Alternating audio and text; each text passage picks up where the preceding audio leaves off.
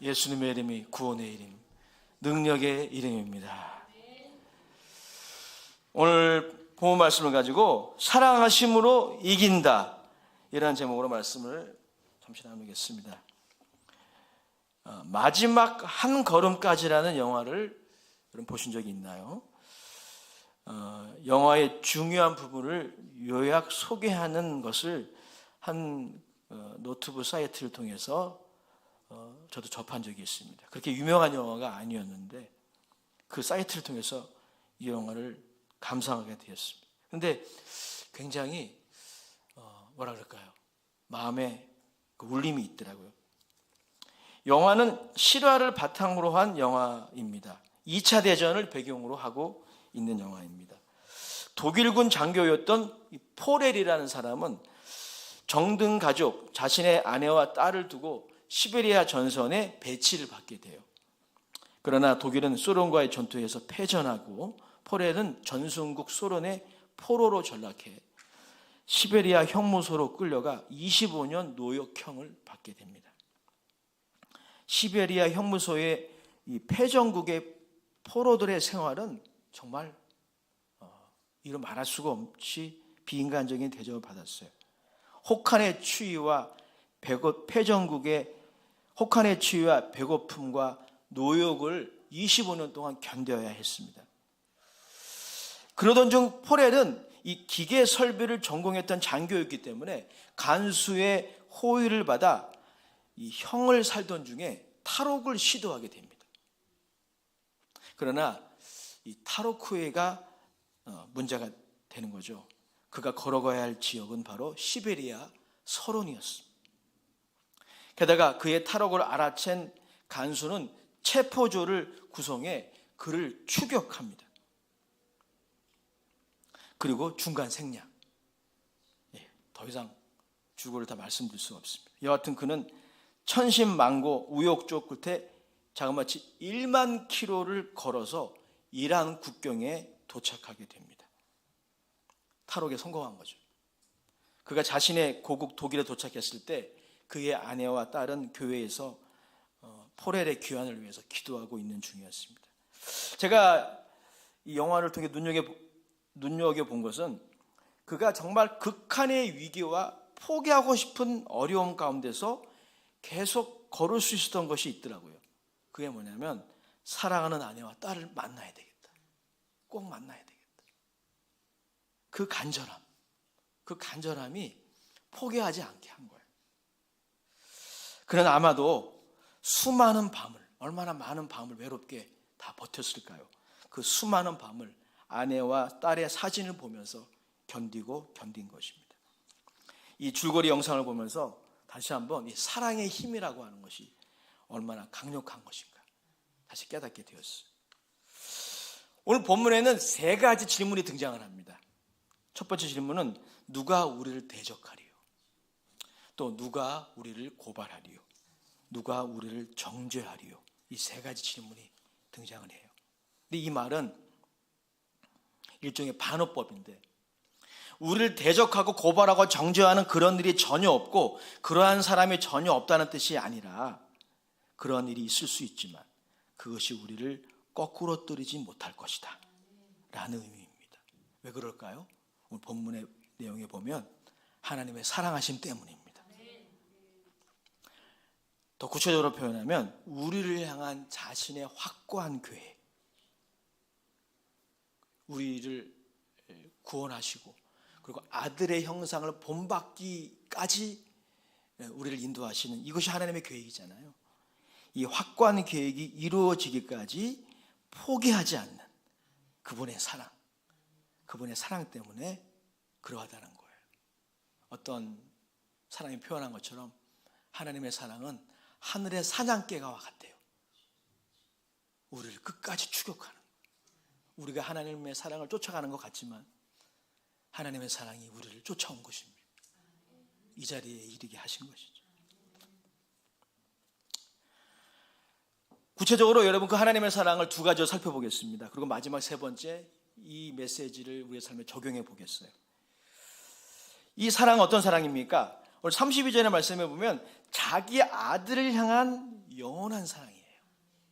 32절의 말씀 같이 다시 읽어보겠습니다. 시작.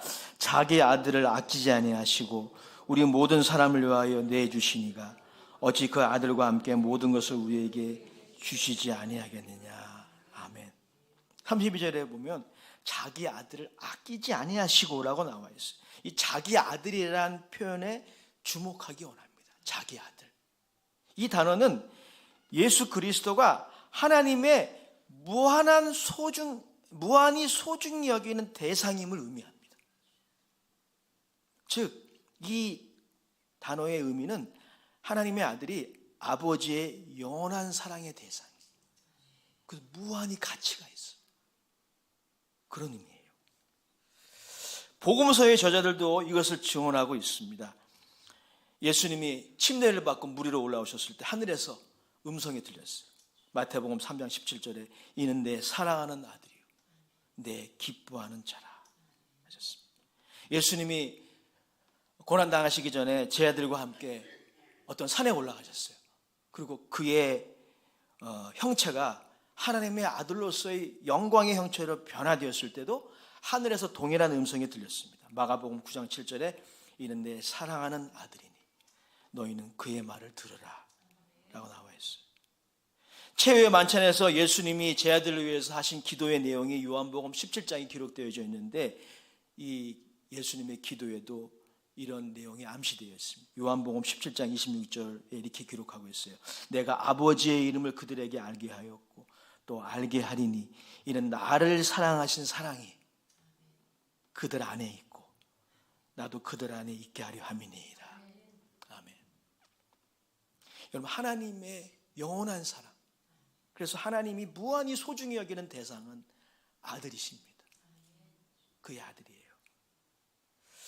설교자 존 파이퍼는 이 구절을 하나님의 기쁨이라는 그의 저서에서 다음과 같이 해석을 했습니다. 즉 하나님의 기쁨, 하나님의 기쁨이 어디 있을까요? 여러분의 기쁨은 어디 있습니까? 하나님의 기쁨이 어디 있을까요? 하나님의 기쁨은 1차적으로 하나님의 무한한 사랑의 대상이 되는 아들에게 있어요.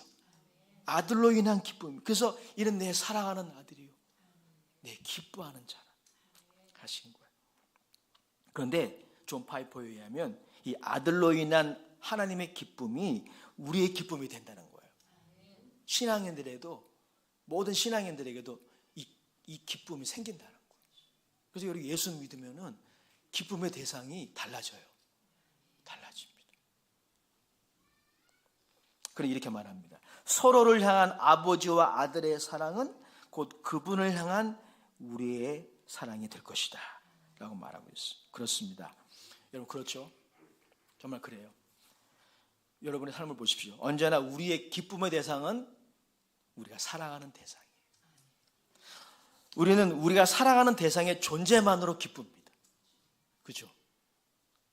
근데 예수 그리스도는 하나님 아버지께 그런 존재예요. 이것이 본문의 첫 번째 메시지. 두 번째, 오늘 본문은 또 하나의 사랑의 대상이 누구인지를 잘 보여줍니다. 그것은 바로 우리 모두입니다. 32절 말씀 다시 읽어봐요. 32절 시작. 자기 아들을 아끼지 아니하시고 우리 모든 사람을 위하여 내주신 이가 어찌 그 아들과 함께 모든 것을 우리에게 주시지 아니하겠느냐. 아멘.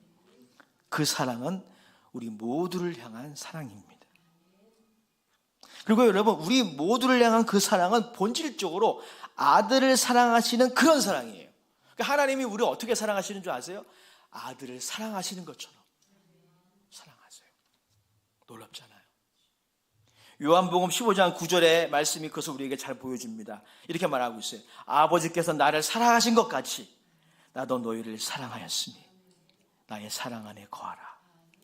지금 무슨 말이에요? 이 하나님의 사랑은, 우리 모두를 향한 하나님의 사랑은 변하거나 감소되거나 약해지지 않는 그런 사랑입니다. 조건적이지 않은 사랑이에요. 아들에 대한 사랑이에요. 하지만 우리는 그렇지 않다고 느낄 때가 참 많아요. 특별히 고난당할 때, 우리가 실패했을 때, 내가 원하는 대로 뭔가 되지 않을 때, 상처를 받을 때 하나님의 사랑이 그렇지 않다고 느끼는 것이 우리는 익숙합니다. 그러나 여러분, 느낌은 느낌일 뿐입니다. 네. 믿음은 우리의 느낌보다는, 느낌이 전혀 중요하지 않은 것은 아니지만, 믿음은 느낌보다는 사실에 근거로 해요. 말씀에 근거하는 것입니다. 하나님의 사랑이 변하지 않고 감소되지 않는 것이 사실이에요. 그게 팩트입니다. 하나님 말씀에 기록되어 있잖아요. 자기 아들을 아끼지 아니하고 내어주셨어요. 어떻게 그 사랑이 우리가 고난당한다고 해서, 우리가 병들었다고 해서, 우리가 아픔을 겪고 있다고 해서 감소되겠어요? 더군다나 하나님의 사랑은 어떤 사랑인 줄 아십니까? 모든 난관을, 제가 좀 전에 경험했던 것들, 상처, 아픔, 질병, 실패, 이 모든 것들이 난관이라는 단어 안에 들어가는데, 이 하나님의 사랑은 모든 난관을 극복하는 사랑입니다. 우리의 상상을 초월하는 난관도 있어요. 정말 이거는 감당하기 힘들어. 그런 난관도 이 사랑 앞에서는 힘을 잃어버릴 수밖에 없다는 거죠. 그런 종류의 난관이 있어요. 우리의 상상력과 우리의 이해력을 넘어서는 난관이 있어요. 그런데 여러분 한번 생각해 보십시오. 사실 하나님께도 이런 난관이 있었어요. 하나님께 가장 큰 어려움, 하나님에게도 이건 어려웠어요. 전능하신 하나님이지만 하나님께도 이것은 정말 어려워요. 가장 어려운 일이 있었죠. 그게 뭡니까? 자기 아들을 아끼지 않고 주시는 거예요. 이것은 여러분 하나님에게도 쉽지 않은 일이었을 거예요. 하나님께 가장 큰 난관이에요. 그런데 하나님의 사랑은 그 난관을 극복하셨어요. 아멘. 32절 말씀 다시 그런 의미에서 읽어보겠습니다. 시작. 자기 아들을 아끼지 아니하시고 우리 모든 사람을 위하여 내주시니가 어찌 그 아들과 함께 모든 것을 우리에게 주시지 아니하시겠느냐. 아멘. 여기에 마틴 로이드 존스 목사님이 로마서 강의에서 표현한 것처럼 불같은 논리가 있는 거예요. 불같은 논리. 이런 거죠. 만약 하나님의 우리를 향한 자신의 사랑으로 가장 어려운 난관, 자기 아들을 아끼지 않고 주시는 이 난관을 극복하셨다면 그것보다 쉬운 난관들을 극복하시지 못하겠느냐라는 것입니다. 그래서 마틴 로이드 존스 목사님은 자신의 유명한 로마서 강해에서 이렇게 말합니다. 이미 우리를 위해 최고의 일을 행하신 주님이 도저히 그가 큰 일을 하실 때 가지고 계셨던 궁극적인 목표에 우리를 인도하기 위하여 그보다 더 적은 일을 못하실 리가 없다는 것입니다. 사랑하는 여러분, 그분이 가장 큰 난관을 극복하셨어요. 자기 아들을 아끼지 않고 내어주셨습니다. 사랑으로 말입니다. 그래서 여러분, 저와 여러분들을 향한 하나님의 선한 계획은 누구도 멈출 수 없습니다. 하나님의 가장 큰 난관을 극복하셨어요. 사랑으로 말이죠. 사랑의 능력이 이런 거예요. 설교를 준비하면서 미국의 과거에 정말 악명이 높았던 악당 한 명이 생각이 났어요. 그 사람의 이름을 말하면 알 카포네입니다. 이 알 카포네는 뉴욕 맨하탄을 근거로 한 마피아 조직의 수장이었어요. 마약, 도박, 매춘 등을 통해서 어마어마한 부를 축적했습니다. 또 세금도 안 냈어요. 근데 이 알 카포네를 체포할 수 있는 사람이 없어요. 왜냐하면 알 카포네가 그 축적한 부로 뇌물을 너무 많이 돌렸기 때문에. 이 알 카포네의 뇌물을 받지 않은 검사가 없었고 변호사가 없었고, 변호사에 돈 받고 하는 사람들이니까 경찰들도 다 뇌물로 매수가 돼가지고 알 카포네를 체포할 엄두를 내지 못하는 겁니다. 그런데 이 알 카포네의 이 뇌물을 받지 않고 그리고 협박에도 굴하지 않는 체포조가 생겨났습니다. 그의 이름이 바로 언터처블이에요. 영어로 뭐냐면 맞죠? 언터처블. 알카포네의 뇌물과 유업에 영향을 받지 않는 사람, 터치할 수 없는 사람들이 등장했어요. 그래서 체포됐습니다. 여러분, 하나님의 여러분들을 향한 계획, 그 선한 계획을 멈출 수 있는 장애물은 없어요. 하나님의 가장 큰 어려움을 극복하셨어요. 사랑으로. 그렇다면 작은 난관들도 하나님은 극복하십니다. 자, 그렇다면 적용점이에요. 하나님께서 우리를 사랑하시는데 방해가 되는 또 하나의 난관 하나를 소개하고자 합니다. 그것은 바로 우리의 죄입니다. 이 시간 죄에 대한 일반론을 교리적으로 다루지는 않겠어요. 한 가지 분명한 것은 죄의 문제는 심각하다는 것. 우리가 생각하는 것 이상으로. 죄의 문제는 하나님의 아들이 고문당하고 죽는 과정을 겪어야만 해결될 정도로 어려운 난관임에 분명합니다. 인류가 쌓고 있는 죄는 근본적으로 어떠한 형태이든지 하나님의 진노와 증오의 대상일 뿐입니다. 로마서 1장 18절이 우리 그것을 잘 보여주고 있어요. 제가 읽어드리겠습니다. 하나님의 진노가 불의로 진리를 막는 사람들의 모든 경건하지 않음과 불의에 대하여 하늘로부터 나타나나니. 죄는 그냥 없는 것으로 무모함으로 해결될 수 없습니다.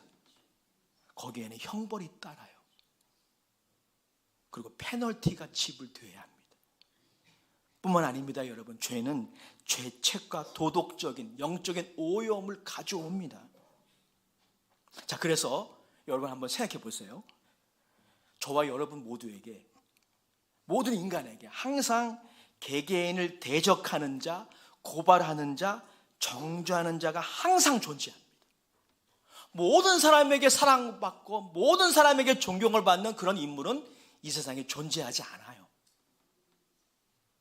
우리가 그것을 기대해서도 안 됩니다.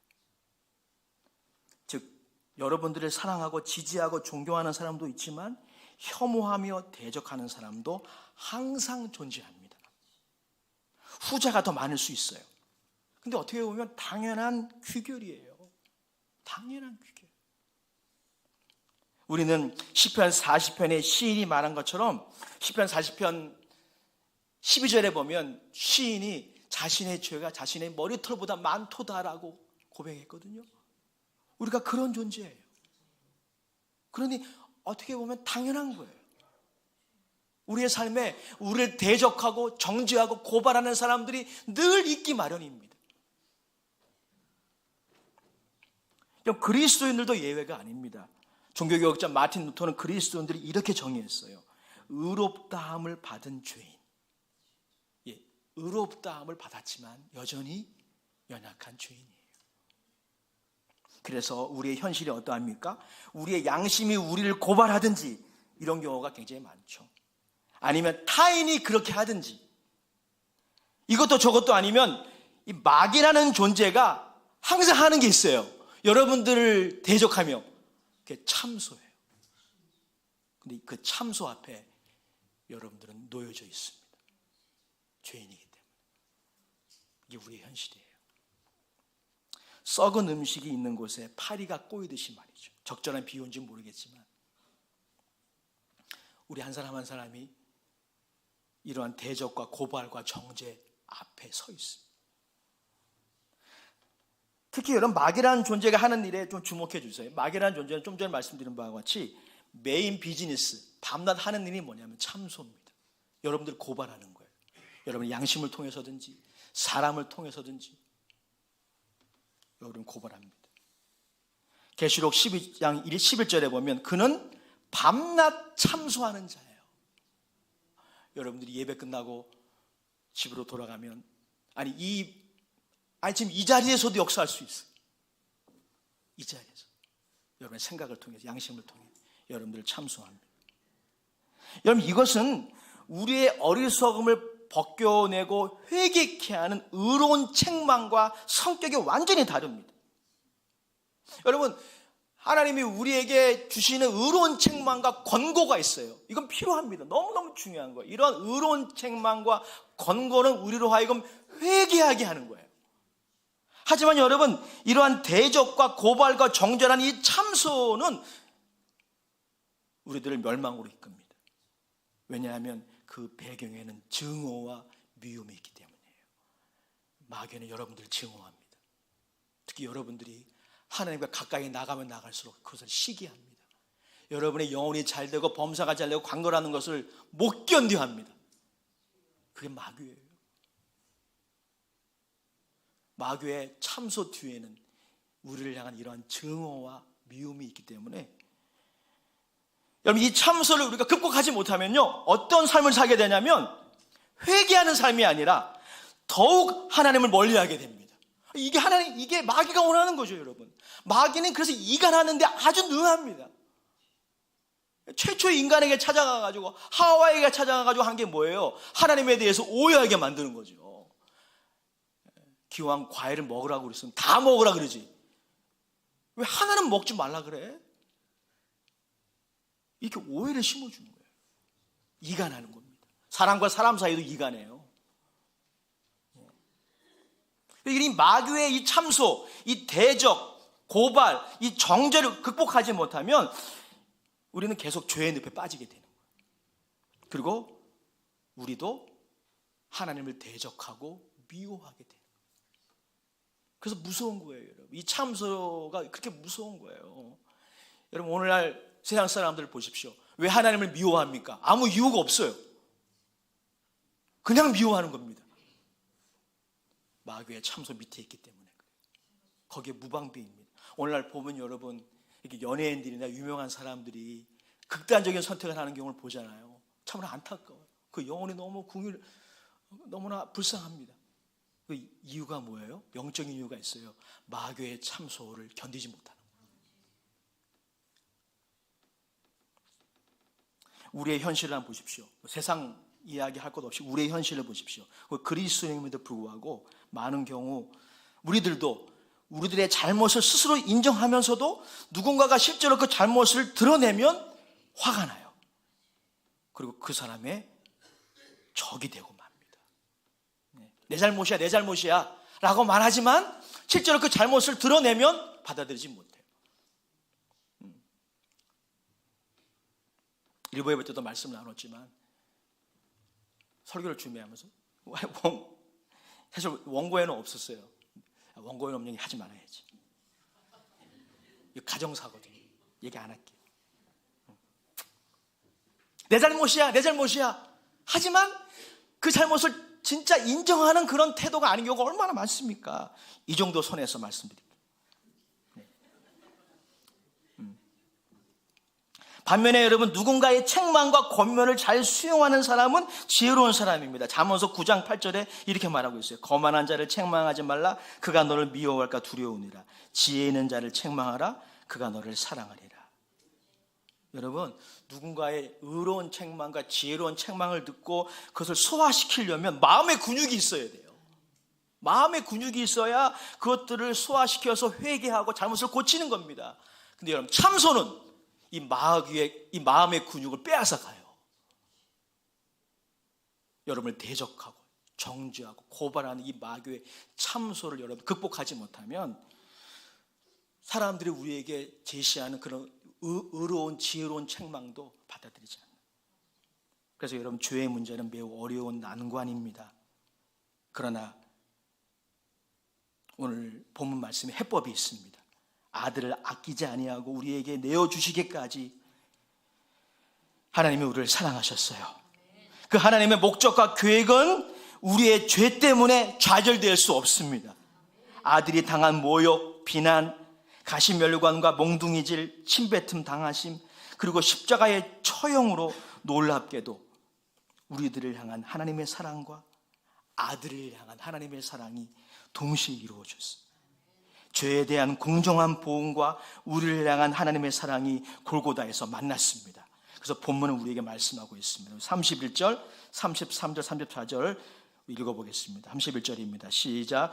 그런즉 이 일에 대하여 우리가 무슨 말을 하리요? 만일 하나님이 우리를 위하시면 누가 우리를 대적하리요? 33절입니다. 누가 능히 하나님께서 택하신 자들을 고발하리요? 의롭다 하시는 이는 하나님이시니 누가 정죄하리요? 죽으실 뿐 아니라 다시 살아나신 이는 그리스도 예수시니 그는 하나님 우편에 계신 자요 우리를 위하여 간구하시는 자시니라. 아멘. 이 말씀은 거듭 말씀드리지만 여전히 대적하는 자가 있고 고발하고 정죄하는 자가 있지만 그 대상들이 우리들을 삼키지 못한다는 거예요. 예수 그리스도 안에 있는 저와 여러분들을 삼키지 못해요. 망하게 하지 못합니다. 왜냐하면 하나님이 자신의 아들을 아끼지 않고 내어주심으로 그분의 십자가에서 이미 우리 모두의 죄에 대한 정죄와 심판이 단번에 이루어졌습니다. 이게 기독교입니다. 이게 복음이에요. 영원히 단번에 이루어졌어요. 이 모든 일을 주관하시는 분은 하나님이십니다. 여러분 생각해 보세요. 이 우주를 통틀어서 모든 피조물을 통틀어서 하나님보다 의로운 분이 계십니까? 하나님의 법정보다 더 권위 있는 법원이 있습니까? 없어요. 그런데 그의 영원하고 무한한 사랑의 대상인 아들의 죽음을 통해 단번에 저와 여러분들을 불리하게 하는 대적, 고발, 정죄의 근거들이 말소되었어요. 고린도서 2장 13절 15절은 정말 중요한 말씀입니다. 제가 읽어드릴게요. 또 범죄와 육체의 무할례로 죽었던 너희를 하나님이 그와 함께 살리시고 우리의 모든 죄를 사하시고 우리를 거스리고 불리하게 하는 법조문으로 쓴 증서를 지우시고 제하여 버리사 십자가에 못 박으시고 통치자들과 권세자들을 무력하여 드러내어 구경거리로 삼으시고 십자가로 그들을 이기셨느니라. 그래서 하나님은 경건치 않은 죄인들을 의롭다 하신대요. 정말 놀라운 것입니다. 로마서 4장 5절에 이렇게 말씀하고 있습니다. 이를 아니할지라도 경건하지 아니한 자를 의롭다 하시는 이를 믿는 자에게는 그의 믿음을 의로 여기시나니. 그러나 오해하지 마십시오. 이것은 값싼 의가 아닙니다. 값싼 의기 때문에 헛값으로 처벌하는 것이 아닙니다. 이 의는 그런 게 아니에요. 하나님의 영원하신 사랑이신 아들이 죄 있는 육신의 모양으로 정죄 받으심으로 이루어 주신 것이 의예요. 결코 값싼 의가 아니에요. 로마서 8장 3절이 이렇게 말씀하고 있어요. 율법이 육신으로 말미암아 연약하여 할 수 없는 그것을 하나님은 하시나니 곧 죄로 말미암아 자기 아들을 죄 있는 육신의 모양으로 보내어 육신의 죄를 정하사.